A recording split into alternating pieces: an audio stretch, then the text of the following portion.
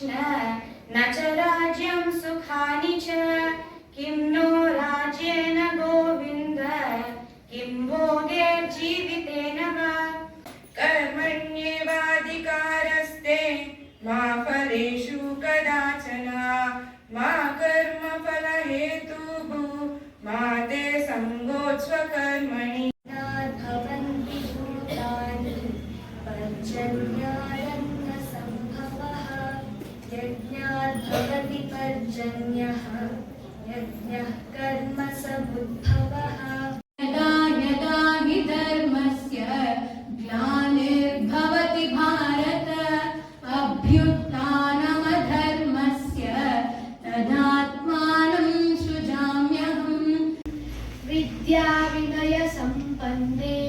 ब्राह्मणे गविहस्तिनि शुनि चैव श्वपाके च पंडिताः समदर्शिनः उत्तरेदात्मनात्मानं नात्मानमवसादयेत् आत्मैव ह्यात्मनो बन्धुः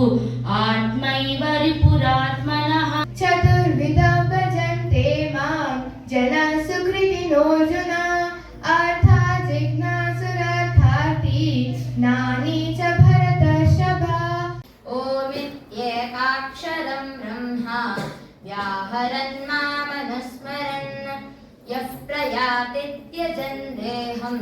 स याति परमां गतिम् अनन्याश्चिन्तयन्तो मां ये जनाः पर्युपासते तेषां नित्याभियुक्तानां योगक्षेमं वहाम्यहम् यद्यद्विभूतिमत्सत्त्वं श्रीमदूर्जितमेव वा तत्तदेवावगच्छत्वं मम तेजोंशसम्भवम् न तु मां शक्यसे द्रष्टुं मनेनैव स्वचक्षुषा दिव्यं ददामि ते चक्षुः पश्य मे योगमैश्वरम् द्वेष्टा सर्वभूतानां मैत्रः करुण एव च निर्ममो निरहङ्कारः समदुःखसुखक्षमी ज्योतिष्यामपि तज्ज्योतिः तमसः परमुच्यते ज्ञानं ज्ञेयं ज्ञानगम्यं हृदि सर्वस्य विष्ठितम् सत्त्वं रजस्तम इति गुणाः प्रकृतिसम्भवाः निबध्नन्ति महाबाहो देहे देहिनमव्ययम् निर्माणमोहाजितसङ्गदोषाः अध्यात्मनित्या विनिवृत्तकामाः द्वन्द्वैर्विमुक्ताः सुखदुःखसंज्ञैः गच्छन्त्यमूढाः पदमव्ययं तत् अहिंसा सत्यमक्रोधः त्यागाच्च शान्तिरपैशनं